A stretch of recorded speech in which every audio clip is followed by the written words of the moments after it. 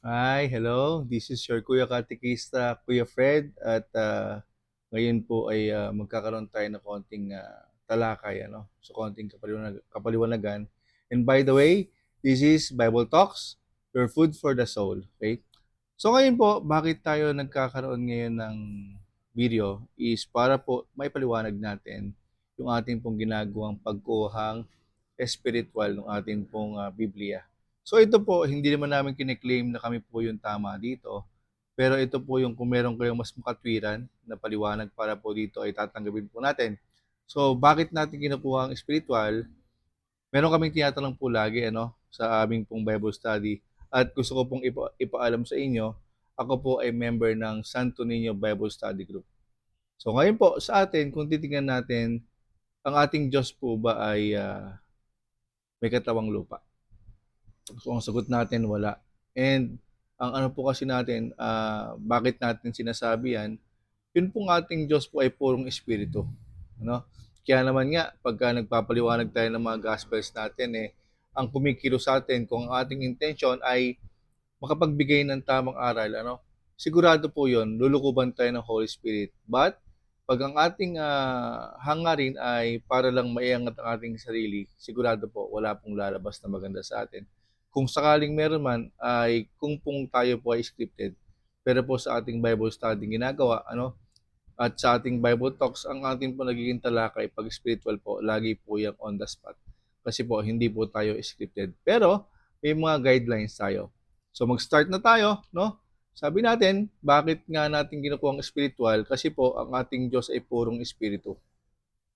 Purong espiritu. And of course, meron din tayong paring kaibigan, si Father Baltasar, ano? Siya po ang nagsabi after lang namin, kakatapos lang namin previously ng recollection mula kay Father Baltasar. Uh, I think a week ago, no? Or 2 weeks ago. So sinasabi niya, ang ating Diyos ay purong espiritu. So ngayon, kung ang ating Diyos ay purong espiritu at ang salita ng Diyos yung ating gospel and yung Bible natin mismo, ay salita ng Diyos, paano natin dapat yan kinukuha? Dapat ba literal o spiritual? Kung ito po ay likha ng Diyos na purong espiritu, dapat ang pagkuha natin o ang ating pagtanggap, ang ating pong reflections ay magiging laging towards sa spiritual sense, spiritual sense para sa ganoon malagyan natin ng connection yung atin pong mga binabasa sa Bible, sa ating pamumuhay ngayon. Tignan po ninyo, ang Bible pag binasa natin at tayo po ay naligalig, ibig sabihin ang pagkakaunawa natin. Actually, natalakay namin ni Ate Jing nung nakaraan yan. Pagka po tayo na nabagabag, naligalig sa pagbabasa ng Bible, ang ating pong pagkakaunawa ay mali, no? Or maaring kulang. Bakit? Ang Bible po natin ay binigay ng ating Panginoon Diyos, Inspired by the Holy Spirit, ang nagsulat po niyan ay mga pari. Ngayon, yung sinasabi natin, inspired by the Holy Spirit, meaning hindi po siya galing sa isang normal na tao lang. So ngayon, sa atin po, pagpapaliwanag, bakit nga spiritual? Kasi ang makikinabang po dyan, ng lahat na nakasulat dyan, ay yung ating kaluluwa. At pag nagbigay sa atin ito ng pagkabagabag, mali po. So kung Diyos ang nagbigay nito, ang Diyos po, ang gusto sa atin ay lagi tayong masaya.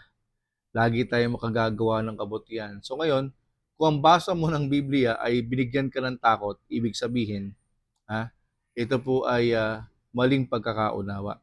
So ngayon, hindi naman natin masisisi yan. So sa atin, magbabahagi lang tayo ng mga ilang kapaliwanagan tungkol po sa paano po namin kinukuhang spiritual, yun pong Biblia. So ngayon, ito magbabanggit ako ng ilan, kagaya po sa apoy, para maganda. Actually, yan po ang tatalakayin sana namin lagi. Nababanggit namin ni Ate Katikista, Ate Jing. Kaya lang, nagkakaroon tayo ng maraming lisaw-lisaw. Kasi po, yung presensya ng Holy Spirit, pagka dumating sa'yo, sabi nga ni Father Jets, Eta Hobe, ang Holy Spirit, pwede manggaling dito, dito, o dito. Ibig lang sabihin, kung talagang ating nais at ang ating hangarin ay makapagpaliwanag, ng ating Biblia o ng Gospel, marami siyang panggagalingan. Hindi nauubos ang katwiran ng Diyos. Hindi nauubos yan. Kaya nga tingnan natin, kung ang ating hangad ay makapagpaliwanag ng gospel ng makatwiran, balikan natin yung word katuwiran. Katuwiran. Ibig sabihin, katamaan, diretso. Hindi tayo magpapaliwanag ng gospels ng may pansariling kahangaran. Ano? So ngayon, magbabanggit na po ako ng ilang example. Ano? Sabi natin kanina, kung ang Diyos po ay purong espiritu, ang makikinabang po ng kanyang salita, yung ating kaluluwa. And paano makikinabang ating kaluluwa? Dapat po yung ating mga nababasa sa ating Bible at yung mga homilies ni Father, ano, yan po ang makikinabang po yan yung kaluluwa kung gagawin natin yung hinihinging hamon. Kagaya nung last week's gospel natin, tungkol po sa pagiging isang pastol, nahahabag tayo, ano, nakakakita tayo ng mga tao na kung saan sila ay parang ginugupo, nanlalambot, ano. Physically, they're strong, but paano silang nanlulumot ng lalambot? Alam po ninyo kuminsan, ano, dumating yung pagkakataon na galing tayo sa party, galing tayo sa business, naging successful naman yung transactions, ano, yung ating trabaho, nagkampana na maayos. Galing ng party, masaya naman nakipagsayawan, masaya nakipag-socialization sa iba. Pero pagdating mo sa bahay, bakit ang pakiramdam mo, ano, ay malungkot ka? So ngayon, ito yung sinasabi natin, kulang kasi tayo ng pagkakaunawa sa Biblia. Ang kulang sa atin yung ating Panginoon Diyos. Ang nangyayari sa atin, alam natin yung aral, ano, hindi natin nagagawa. At yun yung mga taong masaya naman panlabas, pero yung kalooban nila, karaniwan po yan ay parang iginugupo o nanlalambot at nanlulumo. Kasi hindi sila makagawa ng kabutihan para sa Diyos. Alam mo, um, gagawa man sila ng kabutihan, kaya lang ito kasi yung ating nakasanayan. Gumagawa po tayo ng kabutihan, lagi may kapalit. So sabi ko nga ako ang laging example niyan, ano. Mula bata ako nung buhay pa yung lola kong mabait na talaga namang spoiled ako pagdating sa financial. Uutusan niya ako, pagkayari niya ako utusan ay yung sukle sa akin lahat. Ano. So ako po ay batang 90s. So ang 500 nung time namin, malaki na po yun. So ordinaryong bata lang, pero siyempre, dahil nga spoiled ka sa lola, pagka meron siyang inutos sa'yo, lahat ng sukli sa'yo. So ngayon, hanggang sa kinukulit ko na siya, sabi ko, Mami, baka may pag-utos ka kahit wala naman. So nakita po ninyo. Kung titignan natin ano, sa perspective ng hindi po natin nalalaliman yung ating pangunawa, lumalabas doon na ang kabutihang ginagawa ko ay sa paningin natin, okay naman kasi nakagagawa tayong kabutihan. Pero ang kabutihan po kasi dalawang klase yan. Kabutihan pang sarili at kabutihan para sa Diyos. Ngayon, kung sakaling pang sarili, ito yung gagawa ka ng kabutihan pero may hinihintay na kapalit. So, lahat tayo po ay dumadaan dyan. Ano? Hindi naman siya ganun kasama. Kaya lang, bakit nagiging masama? And according sa ating isang tagapagpaliwanag din ng Santo Niño Bible Study ay nakapagpapasama po ang kabutihan pa sa sarili pagka nagiging greedy ka na. Ano? So, yun yung pinagdaanan ko rin. Bata pa ako noon, ano? High school, high school, college din. So every time nagagawa ang kabutihan sa lola ko, ang sa tingin ko, natutuwa siya sa akin kasi lagi ako may ginagawa. Pero ang pinaka main purpose doon, kung titignan po ninyo, masyado ko na humaling sa sukli. Di ba? So ngayon, gawa ko ng gawa. Pero ito tignan natin kung nga bang ano ang nangyayari sa kabutihan pansarili. Naging greedy ako, kahit wala nang inutos yung lola ko, humihingi pa ako ng utos. Di ba? Tapos, ang nangyari, tuwing gagawa ko ng kabutihan, naisip ko na lagi na may kapalit. So ito po, hindi masama, sabi natin kanina, pero bakit siya nagiging masama? Pag nagiging greedy po tayo. Na sana nga, pwede mong daanan, wag tatambayan. Meaning, pwede mong mapagdaanan yung ugali dahil lahat naman tayo, no, dumarating yung pagkakataon na may mga pinagdadaanan. Pero, wag nating tatambayan. Yung pangalawa, kabutihan para sa Diyos. Ito na yung kabutihan na kung saan gagawin mo siya kahit walang nakakakita, kahit wala magre-recognize sa'yo, kahit na wala magsasabi sa'yo, no, ang galing-galing mo naman, di ba? Sa atin po, gagawin natin yan. Bakit? Ang kabutihan para sa Diyos, ito yung mga bagay na gagawa ka ng kabutihan para sa Kanya nang hindi mo kailangan ng recognition sa kapaligiran. So, usong-uso sa atin, sa mga vloggers natin, ano, sorry po, babanggitin ko lang. Yung bang tipong nag-video ka, then after mong video, ang ginawa mo, tumulong ka sa video mo. Tapos pagkari mong tulungan, binibigyan mo siya ng pera, tapos ngayon, ang hinahabol mo yung views, no? So, hindi po ano yan. Kumbaga sinasabi ko, pag gumawa ka ng kabutihan, sana wala pong kapalit. So, ito po, bakit po natin sinusubukan naman itong ginagawa natin? Kasi po, gusto namin na hindi lang kami ang makapakinig. Ano? Kung sakaling ma-monetize ito, maaari dahil po marami nakapanood, pero hindi po kami nanghihingi ng kahit na ano. No, gusto lang po namin maikalat yung aral. Ito po yung nakita naming platform para lumago yung aral. Hindi po kami nanghihingi. So, ang sinasabi ko lang, sana mag-upgrade tayo. Ito yung sana, wag nating tatambayan yung kabutihan pansarili. Kasi nga po, karaniwan yan, pag naging greedy ka, hanggang sa pagtanda mo, gagawa ka ng kabutihan, oy, wag mong kakalimutan ha, kundi dahil sa akin, hindi ka maging ganyan. So, doon pa lang kiniklaim na natin yung pong biyaya sana na manggagaling sa Diyos. Pero, kung ang gagawin natin kabutihan, sabi ko nga, ang example pa dito, yun pong kung meron kang kumparing gumagawa ng kanya motor, nakita mo siya. Matapos mo siya makita, sabi mo, tutulungan mo siya. Kaya lang, bago mo siya tulungan, napansin mo yung kanyang puno ng bayabas. Alam po ninyo, mahilig po ako sa bayabas eh. Sinigang sa bayabas. Ano? So ngayon po, bago ko lumabas, kumuha ko ngayon ng eco bag. Alam niyo po yung eco bag ng SM, yung malaki, pang Pasko. Ang laki nun, ano?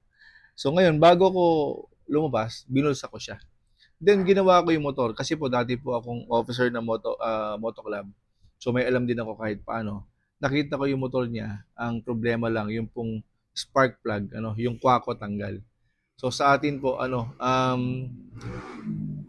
kung titignan natin, madali lang pong trabaho yon. Para lang siyang ano ba pwede nating example doon?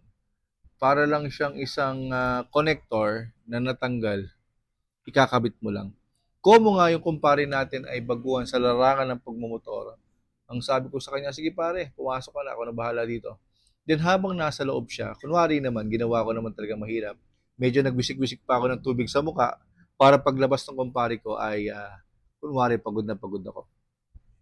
Pagkakabit ko, umandar yung motor at ang reklamo niya, si misis niya masyadong masungit pag hindi nasusundo. So, ngayon, di ang dating sa akin, parang napakalaki naman nung nagawa kong kabutihan para sa kanya. Eto ngayon, kung kabutihan pa ang sarili, sabi niya sa akin, pare, ano ba ang pwede kong gawin? Dahil naman sa tinulungan mo ako, ano ba ang pwede kong maibayad sa'yo? Ang sagot ko naman, naku pare, wala naman yun. Para ano ba't magkumpare tayo? Sige, ayos na ako. Sabi ko gano'n. Hindi pare, insist niya. Kumari, pakipot ka naman. Pagka niyalabas mo ngayon yung eco bag ng SM na puno. Ano lang naman malaki. Sabi ko, pare, pakipuno mo na lang ito. Tignan po ninyo. Although merong utang na loob yung kumpare natin sa atin, di ba? Ang ginusto natin gawin, kabutihan na merong hinihintay na kapalit. Pero kung kabutihan tunay o banal, yung para sa Diyos, kahit wala kang hingin kapalit ng ginawa mo, okay lang. Pagkayari mo siyang tulungan, talikuran mo. Ano? Pag nagpasalamat sa iyo, magsabi ka sa kanya, hindi pare, salamat kasi yung ginawa kong kabutihan, no, nagbigay sa akin ng pagkain sa kaluluwa ko. Yun po ang pagkain ng kaluluwa eh. Gawang kabutihang tunay at banal. Ibig sabihin, gagawin mo siya na walang hinihintay na kapalit. Ngayon, may mga kabutihang malaki at may kabutihang maliit. Pagkakabutihang maliit, ito yung karaniwan, libre lang. Good morning, yan, okay na yan. Good evening, smile sa kaibigan, smile sa nakasalubong, okay na po yun. Yun yung mga kabutihang maliit, walang bayad. No? At yung kabutihang malaki, ito yung magbibigay ka ng pera pag nanalo ka sa loto.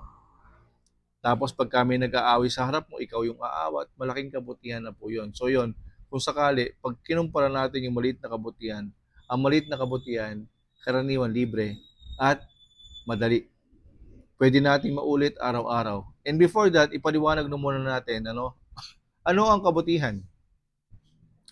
Kasi po tayo, madalas tayong gumagawa ng mga bagay na hindi naman natin nauunawaan, di ba? Pero ngayon, pag naunawaan po natin, pwede na tayo maging consistent para gawin yan. O, sige. Ang kabutihan po, ito po yung mga ginagawa ng tao. Of course, tao, syempre, kasi ang Diyos natin, nagkatawang tao para tayo ang gumaya sa Kanya. Kung ang kailangan po ng gagaya sa Diyos ay hayop, dapat hayop ang bumaba. So, balikan natin. Okay, so again, hello po. Hi sa inyong lahat. This is Bible Talks, your food for the soul. Alam naming nabitin na naman namin kayo. Pasensya na. at sinasadya po namin yan para sa ganoon meron kayong aabangan. Balikan natin yung huling talakay natin. Ang sabi natin, ano ang kabutihan? Okay, ito na po yung sagot natin. Ang kabutihan ay mga bagay na ginagawa ng tao na nakapagbibigay katuwaan sa Diyos. Ulitin ko po ang kabutihan. Ito po yung mga ginagawa ng tao na nakapagbibigay katuwaan sa Diyos. Okay? Ang Diyos po ba kailangan ng pera? Siyempre hindi. Pero yung tanong ng iba, bakit tayo nagbibigay sa simbahan ng pera? Alam po ninyo, ang simbahan, hindi siya registered sa SEC. Ano? Yun po yung registration for business purposes po. So ang ating simbahan, hindi po nakaregister dyan dahil hindi po tayo business. Pero bakit tayo nagbibigay ng pera sa simbahan? Siyempre, pagpasok mo sa simbahan, ang hinahanap mo lagi, electric fan. Di ba? Dito po sa Cabanatuan, yung po sa San Nicolas de Tolentino simbahan namin, meron po ditong dalawang malaking helicopters, no? Malaking hélice yan. Dalawa. Sa Inanan Laging Saklolo sa Dambana po, doon po kami nakabilang. Meron po dong parang 6 yata na mini hélice ng helicopter, ano? Tapos ngayon, pagdating mo naman sa Kapitan Pepe, doon po sa Santo Niño Church po doon, air condition yung atin pong simbahan. So pansinin po ninyo, yung lahat ng pwedeng magawa ng ating mga kaparian, ng mga kura paroko, para maging komportable po tayo, ginagawa po nila. Tapos pagdating ngayon sa bigayan, sa buslo, ayaw nating magbigay. See? Yun pong binibigay natin sa busto, yun po ay tulong financial sa ating simbahan. Siyempre, of course, ang simbahan natin hindi negosyo. At bukod dyan, hindi na nga negosyo, pero, di ba, meron tayong charity works na ginagawa, nakararating sa Roma, yung ating mga binibigay, pantulong sa lahat po. At alam po ninyo, ang Katoliko, yan po ang pinakamalaking charity institution sa buong mundo. See? Okay, balik tayo. Sabi natin, yung kung ang gagaya ng kabutihan sana ay hayop, sana hayop ang bumaba, hindi po tao. Tayo po ang gagaya. At dagdagan natin ito, si Jesus po ay pinanganak sa sabsaban. Kumatok si Jesus sa mga pintuan, Ay si Jesus, yung pong si Maria at si Jose, nung bago po ipanganak si Jesus, kumatok sa mga bahay na bato, yung malalaki, magagara. Tignan po ninyo ang kababaang loob ng ating Panginoong Yesukristo. Bumaba sa lupa, pinanganak sa sabsaban. Alam po ninyo, napakalaki pong spiritual na kapaliwanagan ang nakapaloob dyan. Isipin po ninyo, hari ang ating Panginoong Diyos. Pero bakit nako niyang magpakumbaba? Alam po ninyo, ganyan po ang ating Panginoong Diyos. Hindi siya mayabang. Kaya nga, sa atin, yung ating pong gospels na ipinaliliwanag, kung gagamitin mo ito para lang makapagpasikat ka, siguradong hindi ibibigay sa iyo ng Diyos yung wisdom. So bakit ipinanganak sa sabsaban ay lahat po tayo mga tao nag-uugaling hayop. Ano ba yon? Ang pag-uugaling hayop po, ito po yung karaniwan, wala kang pakailam sa iyong mahal sa buhay sana. 'Di ba ang ugali ng baboy ng hayop, gigising, pupupo, 'di ba? Matutulog uli. Gigising, kakain, pupupo, matutulog. So cycle lang siya araw-araw. Hindi ka mukha ng tao, ang tao po may trabaho. So ang pagtatrabaho ng tao ay dalawang bagay po ang kanyang dapat na busugin. Una, yung katawang lupa. Ito po katawang lupa natin, kung hindi mo pakakainin, ay paano ka ngayon makagagawa? Alam ng Diyos ang pangangailangan natin dyan. Kaya naman nga binibiyayaan din tayo ng biyayang material. Pero yung pinakamahalaga, yun pong ating kaluluwa. So sa atin, dalawa ang pananagutan natin sa ating sarili at sa ating kapwa. Ang kautusan ng Diyos, mahalin ang nag-iisang Diyos, na buong puso, isip, kaluluwa at buong lakas, at panagutan ng iyong kapwa. Gaya ng pananagutan mo sa iyong sarili. So dalawang bagay, sabi natin, So ang ating pong iniwan ng batas o kautusan ni Jesus ay dalawa na lang, pero nakapaloob po doon yung 10 Commandments. Nakapaloob po doon. So sa atin, para makapag-mission din tayo sa ating kapwa, ang pananagutan natin sa kanila ay yung kanilang katawang lupa o yung kaluluwa. Kung wala tayong capability para magbigay financial support or help sa ating kapwa, ang pinakamahalaga yung kaluluwa. So ngayon, makita po ninyo, no, bakit sa sabsaban pinanganak si Jesus? Kasi nga, lahat ng tao nag-uugaling hayop.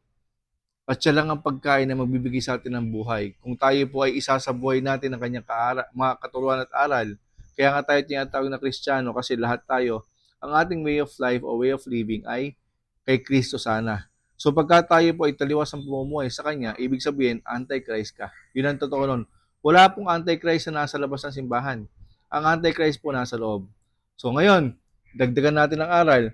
Yung tungkol sa apoy, liliwanagin natin. Yung apoy, lagi na lang, ang inisip natin, ang apoy po ay impyerno. Ngayon, nagkalap ako ng mga um, proofs, no? Na nanggaling sa Bible natin kung paano po natin pangangatwiranan.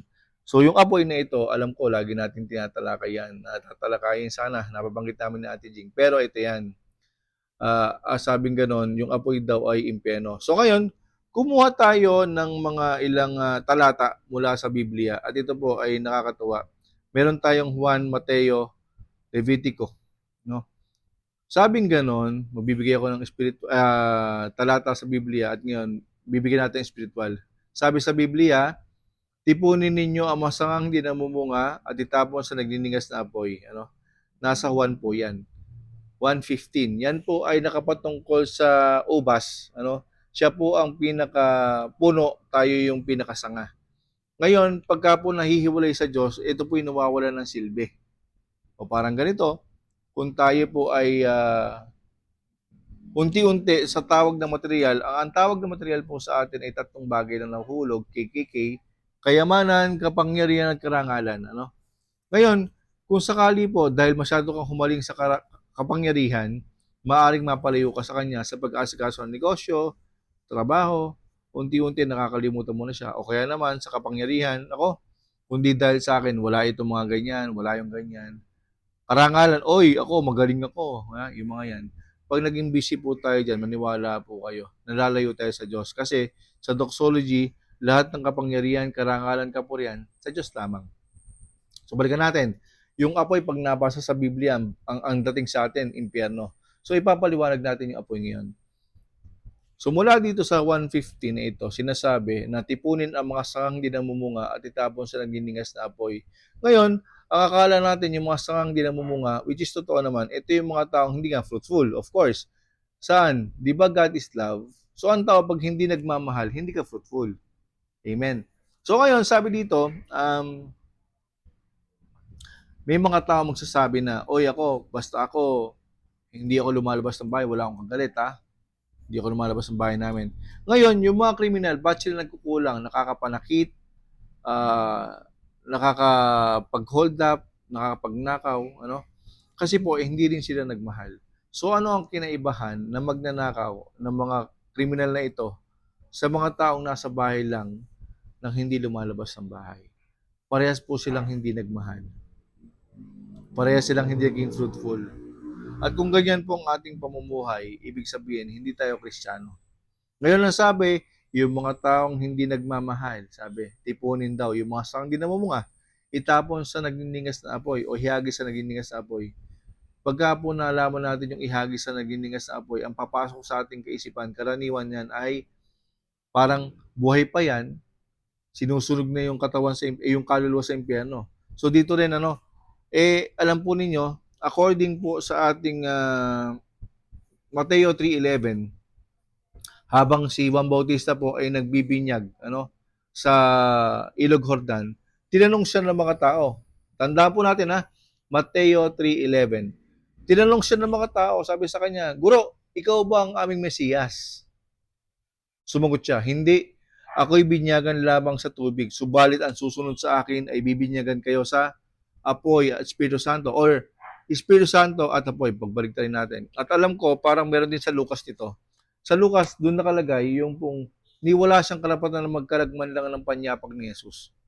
So ibang araw natin tatalakayin. Pero po itong ating focus ay yung apoy. So ngayon, kung sinasabi ni Juan Bautista na hindi siya yung kilala niyo po yun, siya yung nagsisigaw sa desert. Ang sabi niya, patagin ninyo yung daan. Magsipagpuno kayo, di ba? Siya po yung kinukuha natin sa spiritual na pagtanggap o reflection ay konsensya. Okay, so sa ibang panahon din yon. So this time, apoy pa rin ang focus natin. So ngayon, kung sinasabi ni Juan Bautista na siya ay hindi yung Mesiyas, subalit ang susunod sa kanya ay magbibinyag sa atin sa apoy at Espiritu Santo, sino ba'y kasunod niya kasi? Ang kasunod po niya si Jesus. See? So sino ngayon na may dala ng apoy? Si Jesus. Kaya nga yung ating Sacred Heart, yung Twin Hearts natin, si Mama Mary at si Jesus Christ, meron silang heart doon na nakadrawing or nakalilok, no? Na merong apoy sa ibabaw. Ano ibig sabihin nun? Ito yung maalab na pagmamahal ng Diyos sa atin. Kahit na nagkakasala tayo, mahal pa rin niya tayo.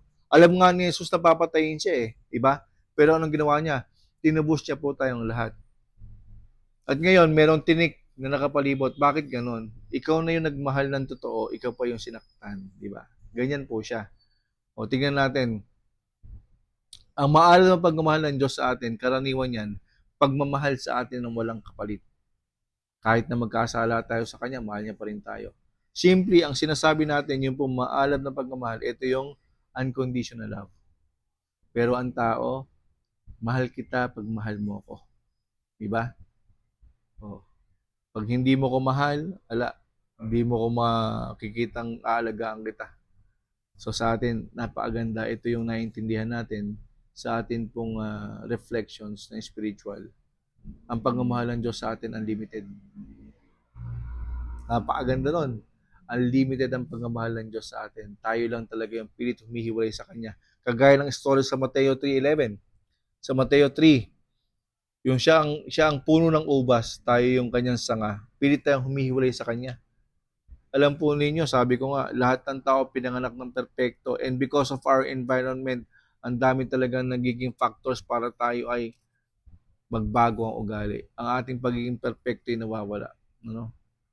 Ngayon, ito po ang katunayan na ang apoy po, pagka binabanggit sa Bible, hindi po siya impyerno. No? Yan po ay ang simbolo ng maalab na pagmamahal ng Diyos sa atin. Pag ang tao, minahal mo ng maalab, mamahalin ka rin niya pabalik. Kung hindi, kung para sa Diyos ang ginagawa mong kabutihan, okay lang. Ang mahalaga, mapatunayan natin ang pagmamahal natin sa Diyos. So, yun yung ating paliwanag sa apoy. Kaya nga meron pa rin, hindi ko lang matandaan, yung asawa ni Lot, lumingon sa nahuhulog na apoy sa langit. Paglingon niya, naging estatwang asin siya. Naipaliwanag na natin yung asin sa mga previous videos natin. Nasabi natin napakahalaga nung asin kasi during juice time sa kanila po noon, mahalaga ang asin. At sa panahon natin ngayon, mahalaga pa rin siya. Kung may pera ka, hindi na asin ang gamit mo, kundi magic sarap o betchin. Pero still, ang asin po ginagamit pa rin nowadays. Sinasabi natin dito, yung paglingon sa apoy mula sa langit, o ibig sabihin, yung apoy, pagmamahal ng Diyos yun. Paglingon mo sa Kanya, dati kang hindi marunong magmahal, paglingon mo, nagkaasin ka, naging asin ka, ibig sabihin, nagkaroon ka ng halaga. Dahil ang tao, pag hindi marunong magmahal, walang halaga.